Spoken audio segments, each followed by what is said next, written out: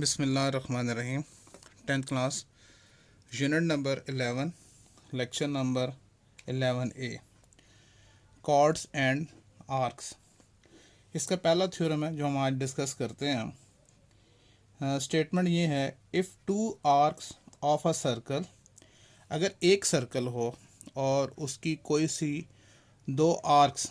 अब देखो, आर्क किसको कहते हैं? सर्कल के ऊपर जोन सा है, जैसे ए और बी है, ए और सी है, तो ये एक आर्क ये कहलाती है, और ऐसा से ये एक बड़ी आर्क भी कहला सकती है।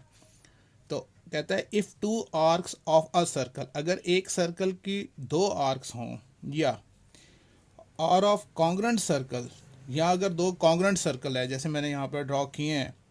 हमारे पास टू कॉन्ग्रेंट सर्कल्स हैं, कौन से? A B C D. एक ये सर्कल है और दूसरा सर्कल है हमारे पास A dash B dash C dash D dash. इसको डैश भी पढ़ सकते हैं और प्राइम भी पढ़ सकते हैं, यानी ए prime, B prime, C prime, D prime, कोई प्रॉब्लम नहीं है। तो कहता ये है कि अगर दो कॉन्ग्रेंट सर्कल्स हों, जैसे मैंने यहाँ पर इस थ्योरम के लिए दो कॉन्ग्रेंट सर्कल ड्रॉ किए हैं, ए बी सी डी, और A dash B dash C dash और D dash are two congruent circle. और दो कॉन्ग्रेंट सर्कल्स की कोई सी दो आर्क्स अगर कॉन्ग्रेंट हों, तो फिर देन से वो जो चीज़ हमने प्रूव करनी है वो स्टार्ट हो जाएगी। Then the corresponding chords are equal. तो उनसे बनने वाले वो जो दो आर्क्स अगर दोनों कॉन्ग्रेंट हैं, तो उनसे बनने वाले जो कॉर्ड होंगे वो भी इक्वल होंगे। ठीक है, अब देखिए यहाँ पर स्टार्ट करते हैं। सबसे पहले हमें गिवन क्या है? हम गिवन में लिखते हैं, गिवन है हमारे पास टू सर्कल्स हैं, ठीक है, और हमने उनको नाम दिया है, एक है ए बी सी डी। ये एक सर्कल है, हम कहते हैं कि A B C D, and A dash B dash C dash D dash, ये दूसरा सर्कल है, यानी A dash B dash C dash D dash are two congruent circles, congruent circles. ठीक है, ये हमें गिवन में बताया था। मैं दोबारा से फिर रिपीट करता हूँ। If two arcs of a circle और of congruent circles are congruent, जैसे हमने पहले तो ये बता दिया कि हमारे पास जो दो सर्कल्स हैं, एक है ए बी सी डी और दूसरा सर्कल है A dash B dash C dash D dash, are two congruent circles हैं। ठीक है, विद सेंटर।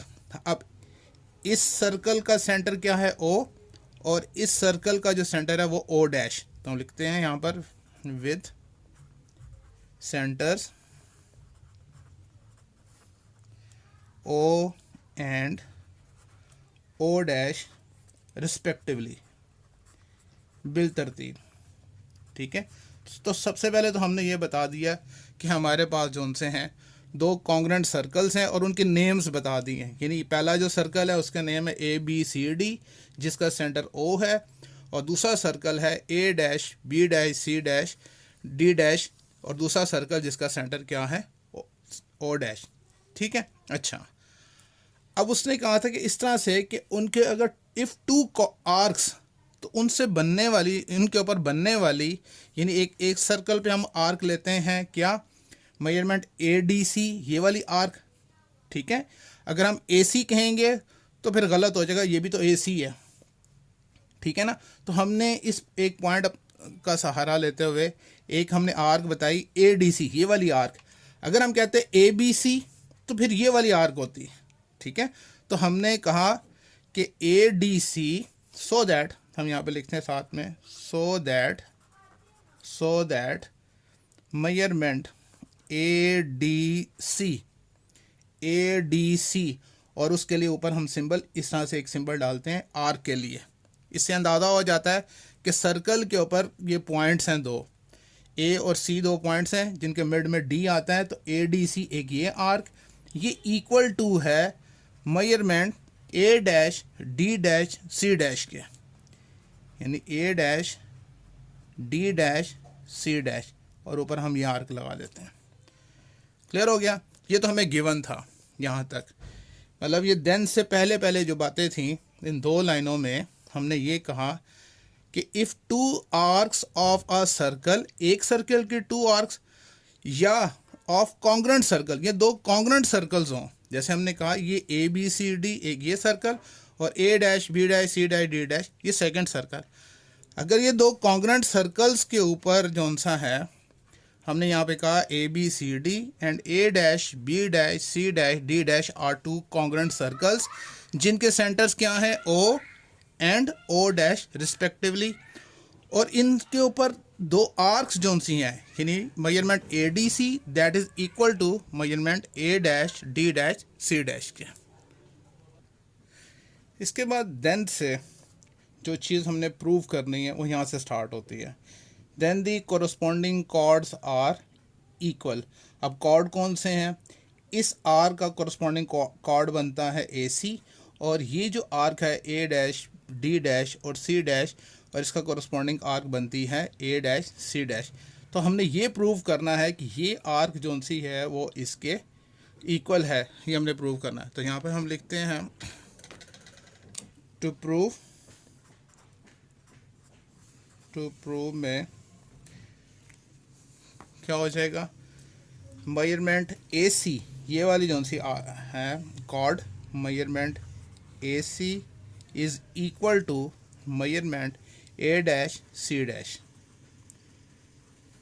ठीक हो गया। अच्छा, अब इसके बाद कंस्ट्रक्शन, कि हमने वर्किंग कुछ करनी है। कंस्ट्रक्शन देखें,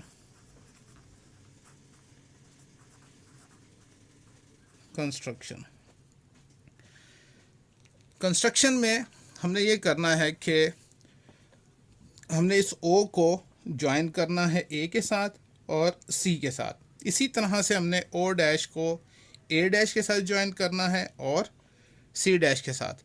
जब हम ज्वाइन करेंगे तो इस तरह से हमारे पास क्या है, दो ट्राइंगल्स बन जाएंगी। एक तो बनेगी ए ओ सी बनेगी, और एक बनेगी A dash O dash C dash. ठीक है, तो हम इसको कंस्ट्रक्शन के अंदर सबसे पहले तो ड्रॉ कर लेते हैं।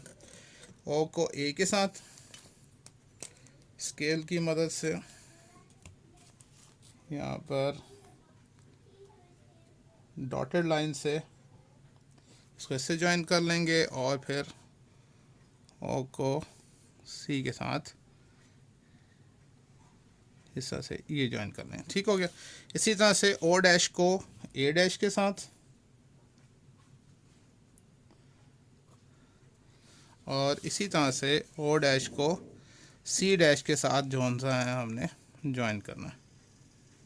ठीक है, तो अब हम कंस्ट्रक्शन में लिख भी लेते हैं कि हमने वर्किंग क्या की है, कि हमने join O with A and C, join O with A and C. ठीक है, और ओ डैश को किससे ज्वाइन किया, A dash and C dash. Also join O dash with A dash and C dash. ठीक है, तो इस तरह से हमारे पास क्या बन जाए, दो ट्राइंगल्स बनेंगी। तो उसके लिए हम लिखेंगे so that we can form. तो हमारे पास दो ट्राइंगल्स बन गई, वी कैन फॉर्म ट्राइंगल्स। कौन कौन सी, ओ ए सी। ठीक है, एंड दूसरी क्या बनेगी, O dash A dash C dash, O dash A dash C dash. ठीक हो गया। अब हमने इसको प्रूव करना है। बहुत ही आसान सा है, थ्योरम मुश्किल नहीं है। मैं दोबारा से स्टेटमेंट दोहरा देता हूँ। If two arcs of a circle, अगर एक सर्कल, इसके लिए एक सर्कल भी ड्रॉ किया जा सकता था। ठीक है, और ब्रैकेट में उसने लिख दिया और ऑफ कॉन्ग्रेंट सर्कल्स। तो हमने पहले दो कॉन्ग्रेंट सर्कल्स बना दिए, और दोनों कॉन्ग्रेंट सर्कल्स के ऊपर दो आर्क्स जो सी हैं वो भी कॉन्ग्रेंट हैं। ठीक है, हमने गिवन में कहा कि A B C D and A dash B dash C dash D dash are two congruent circles with centre O and O dash respectively. तो वो जो आर्क्स बन रही हैं, यानी A D C, measurement A D C is equal to measurement A dash D dash C dash. ठीक है, उसके बाद यहाँ देन से शुरू होता है, देन दी कोरस्पॉन्डिंग कॉर्ड्स, यानी ये जो आर्क है इससे बनने वाला कॉर्ड कौन सा है, ए सी, और दूसरा कौन सा है, दूसरी आर्क है A dash D dash C dash, और उसका कोरस्पॉन्डिंग आर्क कॉर्ड को क्या है, ए डैश सी डैश। इन दोनों कॉर्ड्स के बारे में कहता है then the corresponding chords are equal. तो ये दोनों क्या होंगी, इक्वल होंगी। वो हमने यहाँ पर लिख दिया कि measurement A C is equal to measurement A dash C dash. Construction बहुत सिंपल से हमने की, ओ को ए के साथ और ओ को सी के साथ ज्वाइन कर दिया, ओ डैश को ए डैश के साथ और सी डैश के साथ हमने ज्वाइन कर दिया, और इस तरह से हमारे पास दो ट्राइंगल्स बन गई, एक बन गई ओ ए सी, दूसरी ओ dash A dash C dash. ठीक है, अब हम इसको प्रूफ करते हैं। देखिए प्रूफ के लिए मैं ये डायग्राम सामने रखूँगा और फिर उसके साथ ऐसे करके, ठीक है ना, डायग्राम आपके सामने होगी। कोशिश करूँगा कि इसके साथ आपको साथ साथ समझ भी आए, ठीक है। अब देखें, सबसे पहले हमने क्या करना, हमने सबसे पहले जो गिवन के अंदर जितनी भी बातें हैं वो हमने सबसे पहले डिस्कस करनी है। यहाँ पर स्टेटमेंट के अंदर गिवन में हमने क्या बताया, हमारे पास टू इक्वल सर्कल्स हैं, एक है circle A B C D, दूसरा है A dash B dash C dash D dash. ये दोनों सर्कल्स क्या हैं, इक्वल सर्कल्स हैं जिनका सेंटर ओ है, ओ डैश। सबसे पहले तो हमने इसको डिस्कस करना। हम यहाँ पर लिखते हैं A B C D and A dash B dash C dash D dash जो उनसे हैं are two congruent circles, are two congruent circles with centers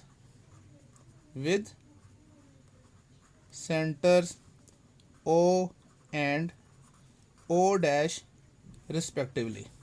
ठीक है, जो कुछ हमने गिवन में बात की थी सेम सारी की सारी हमने यहाँ पे डिस्कस कर दी, और हमने इसके लिए जो रीज़न बताई हमने कहा ये तो हमें क्या गिवन हमें मालूम था।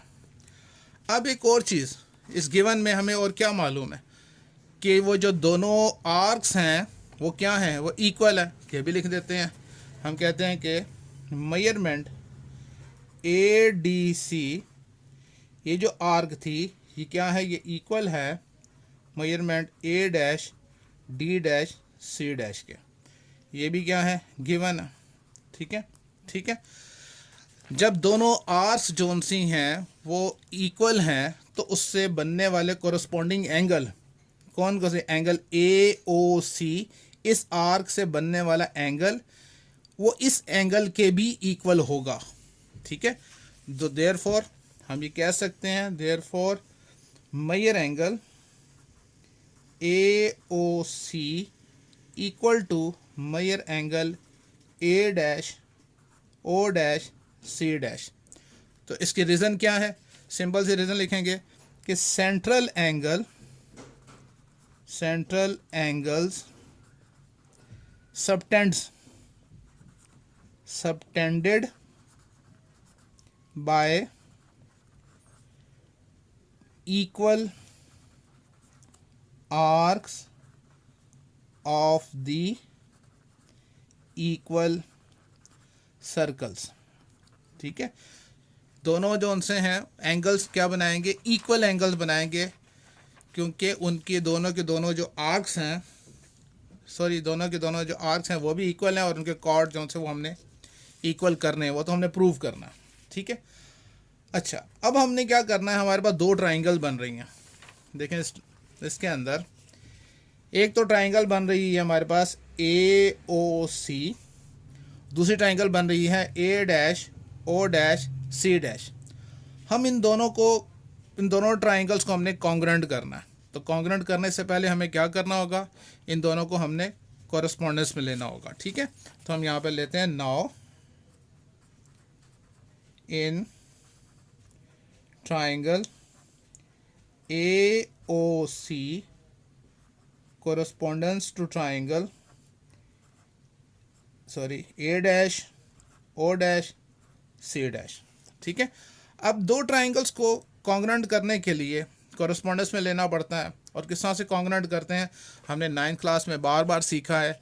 उसकी कोई सी दो साइड्स और एक एंगल को दूसरी ट्राइंगल की कॉरस्पॉन्डिंग टू साइड्स और एक एंगल के कॉन्ग्रुएंट कर दें तो वो दोनों ट्राइंगल्स क्या होंगी, कॉन्ग्रुएंट होंगी। तो सबसे पहले हम ये, चूँकि ओ ए जो सा है मेजरमेंट ओ ए वो किसके इक्वल है, वो measurement O dash A dash के, और ये क्या है, ये रेडियस है, और रेडियस को प्लूरल में क्या कहते हैं, रेडियाई। ठीक है, तो हम यहाँ पे पहले ये डिस्कस कर लेते हैं कि measurement O A equal to measurement O dash A dash. Reason क्या है, रेडियाई ऑफ इक्वल सर्कल्स, दोनों सर्कल्स इक्वल हैं और ये उनके क्या है, रेडियस है। ठीक है, अब ये जो एंगल जो सेप्टेंड किया है, ये वाला एंगल ए ओ सी, ये भी इक्वल है किसके, A dash O dash C dash के। ठीक है, तो हम कहेंगे measure angle A O C equal to measure angle A dash O dash C dash के। तो हम ये लिख सकते हैं कि measure angle A O C equal to measure angle A dash O dash C dash.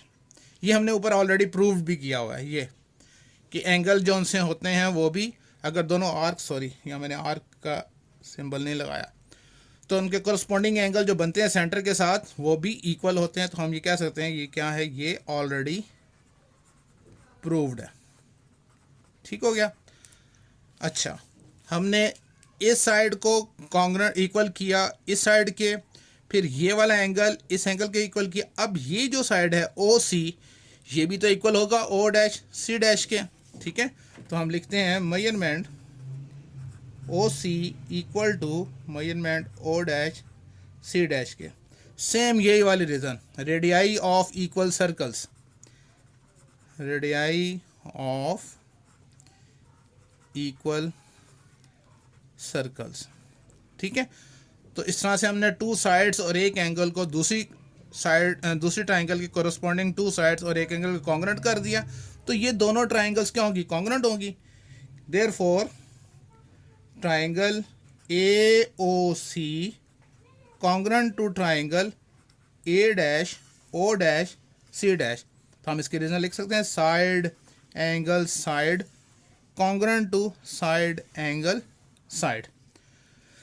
जब दोनों ट्राइंगल्स कॉन्ग्रुएंट हो जाती हैं तो उनकी कोरस्पॉन्डिंग साइड्स भी कॉन्ग्रुएंट होती हैं, यानी जो ए सी है मेजरमेंट ए सी वो भी इक्वल टू होगा ए डैश सी डैश के। ठीक है, तो हम लिख सकते हैं कि मेजरमेंट ए सी जो सा है that is equal to measurement A dash C dash के। ठीक है, और इसकी रीज़न हम लिख सकते हैं क्या, corresponding sides of the congruent triangle, corresponding sides of the congruent triangles। तो इस तरह से हमने, और यही हमने क्या करना था, प्रूव करना था। हमारे प्रूव में क्या था कि measurement A C equal to measurement A dash C dash, और यही हमने जो सा वो प्रूव कर दिया। इस तरह से हमने वो से जो थ्योरम है वो अपना कंप्लीट कर लिया। उम्मीद है आपको समझ में आया होगा। बहुत ही आसान है, डिफ़िकल्ट नहीं है, बस बार बार इसको रिवाइज करेंगे तो ये अच्छी तरह आपको समझ में आ जाएगा। एक जर्नल सा फिर मैं आप रिपीट कर दूं कि हमारे पास दो कॉन्ग्रुएंट या दोनों इक्वल सर्कल्स हैं, और अगर दो इक्वल सर्कल्स के ऊपर दो आर्क, उसके ऊपर जो दोनों कोरस्पॉन्डिंग आर्क जो सी हैं अगर वो इक्वल हों तो उन आर्क से बनने वाले कोरस्पॉन्डिंग कॉर्ड्स जो से हैं वो भी इक्वल होते हैं। ये ट्रू स्टेटमेंट है और हमने इसको प्रूव करके दिखाया। ठीक है, ओके बेटे, अल्लाह हाफिज़, टेक केयर।